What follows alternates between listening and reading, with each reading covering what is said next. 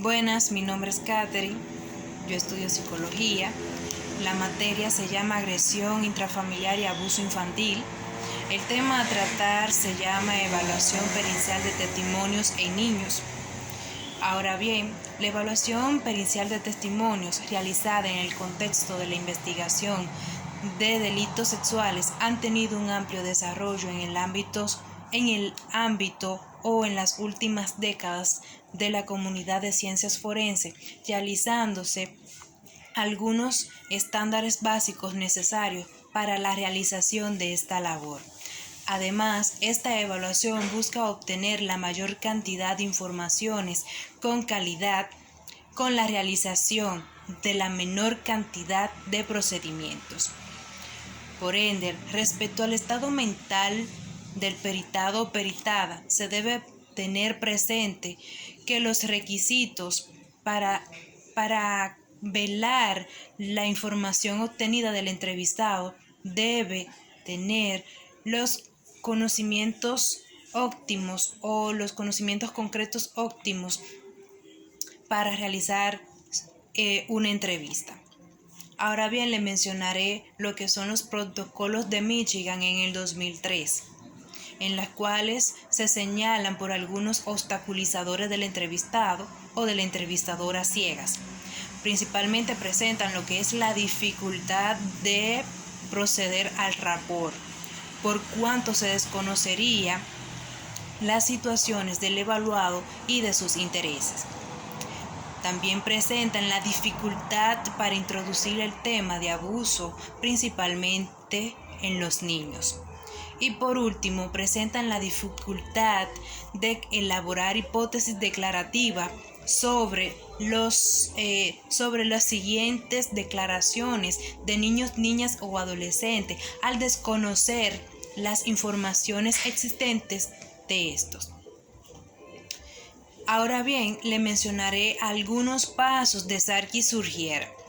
Sarkis-Surgier presentó lo siguiente: entrenar al peritado, ya sea con la empatía, el uso del lenguaje como concreto y simple, y también el siguiente paso indica que el entrevistador debe de alargar un poco las sesiones, ya sea durante un día o por otros días, para incluir la segunda estrategia para favorecer lo que es el diálogo. Por otro lado, está lo que es la videografía de la entrevista. Persigue distintos fines de diversas naturalezas, entre los cuales es posible destacar. Dice: prestar al observador, al entrevistado o la entrevistada, y prestar atención a los contenidos y expresiones no verbales que acompañan su narración de los hechos. También permite que los registros fidedignos de los contenidos verbales y de analogía según lo evaluado. Por otro lado está lo que es la entrevista pericial. Entre la entrevista pericial se puede decir que la entrevista es uno de los objetivos principales de la entrevista pericial, que se encarga de obtener las informaciones concretas y precisas según las preguntas formuladas por el psicolegal del escrito judicial. Por otro lado está lo que son la naturaleza de las preguntas. La naturaleza de las preguntas se realiza en los niños mayoritariamente con la actitud del entrevistado, con la actitud del entrevistador hacia el entrevistado.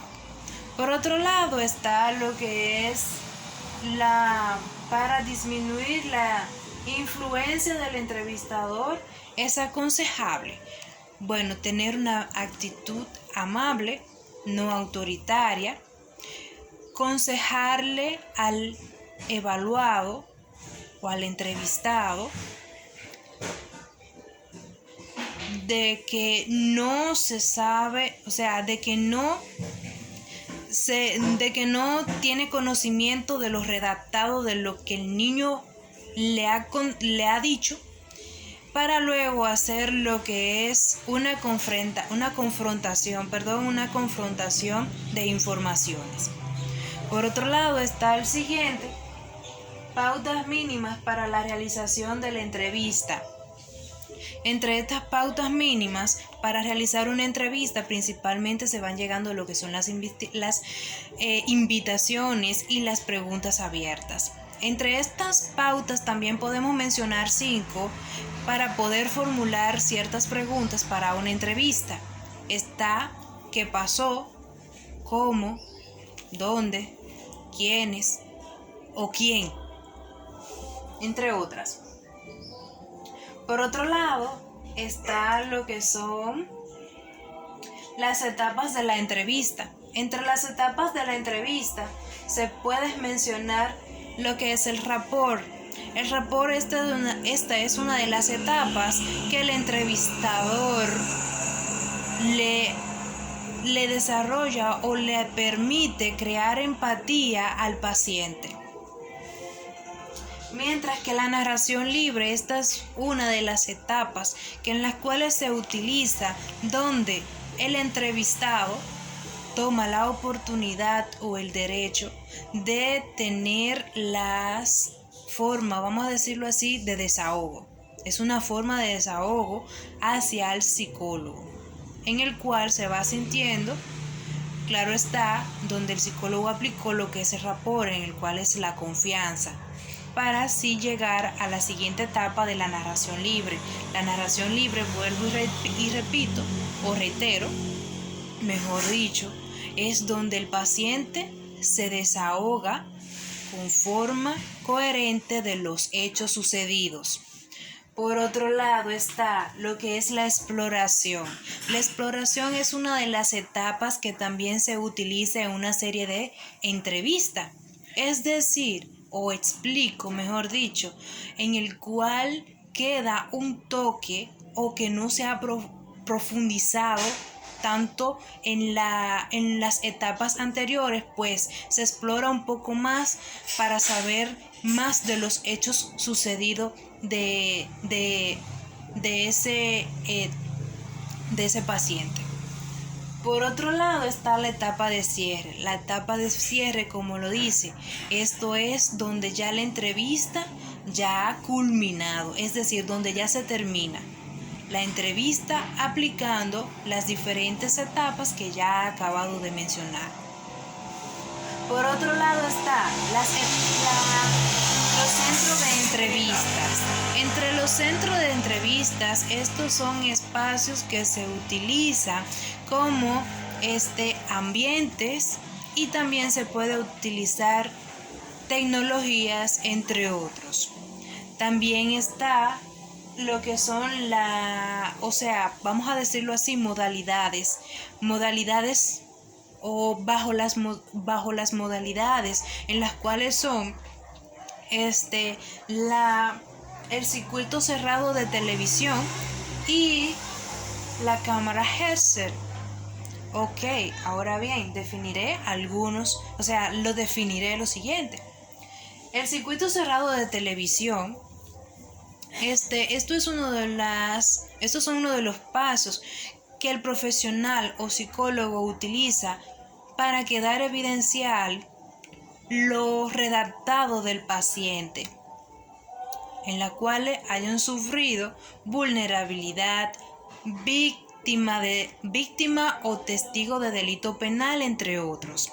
También está la cámara Hessel. La cámara Hessel, esto es un espacio profesional de la psicología en el cual se utiliza para quedar evidencial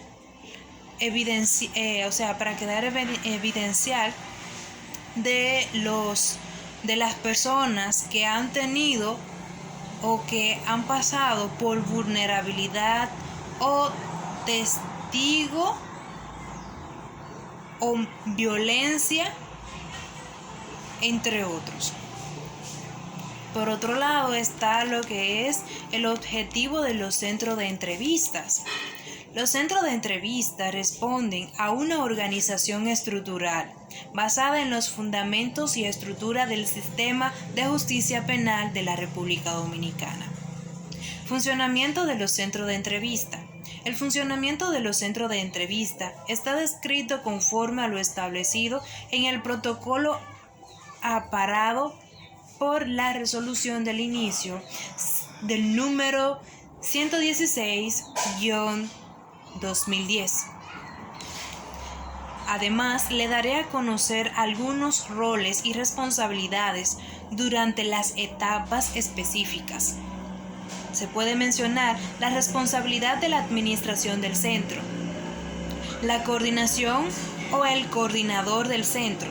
Recibe la solicitud de la entrevista del tribunal correspondiente al departamento judicial o distrito judicial donde está ubicado el centro. Ahora bien, la B, el auxiliar administrativo. Orientar a los usuarios, abogados de las partes querellantes, víctimas sobre el proceso. Hasta aquí fue mi parte. Espero que le haya gustado, que pase un feliz resto de la tarde o un feliz resto del día y bendiciones para todos.